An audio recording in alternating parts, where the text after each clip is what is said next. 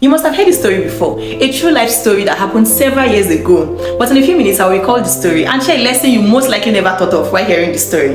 Hi guys, I'm Queen Lauren. One of the leading causes of low sense of self-worth is doubts in people that they're not good enough. And nobody was born with those thoughts. We pick up those thoughts from what was sold to us by friends, family, haters, or situations of life. And how are those thoughts sold? Through words. Stay with me, I'm going somewhere. So before I dive into that story, a few years ago I learned something from my pastor, Reverend 1Samuel17, that we don't answer thoughts with thoughts, we answer thoughts with words. Are you still with me? Okay, this means that if a teenage girl sees a girl that is pretty and is probably admiring that girl, and her mind goes, you cannot be as pretty as this girl, she's not supposed to answer that thought with her thinking, even if I'm not pretty, I'm good enough. She's supposed to voice out her words by saying, the context here is not who is prettier, it is the fact that we are both beautifully and wonderfully made. She can say that to herself. She doesn't have to be loud, she doesn't have to say it for the other girl to hear, but she has to say it and respond to that thought. You get it? Just So why do people get upset when you answer the evil words with the right words? Someone says, see your big head, and you say, my head is not big, and they're upset.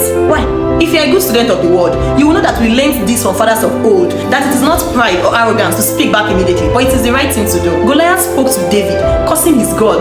Who is my God, by the way? Yes, the God of David is my God. Guess what David did? He spoke back immediately, reducing the force of the words from Goliath's mouth.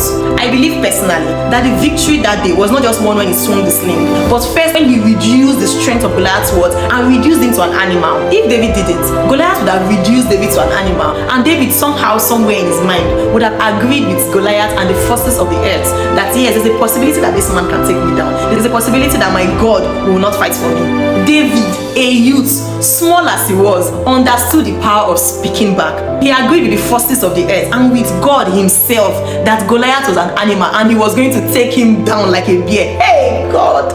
Anyway, if you take nothing home from this story, take home the fact that you should never be made to cower at any challenge. Speak back immediately. Bye!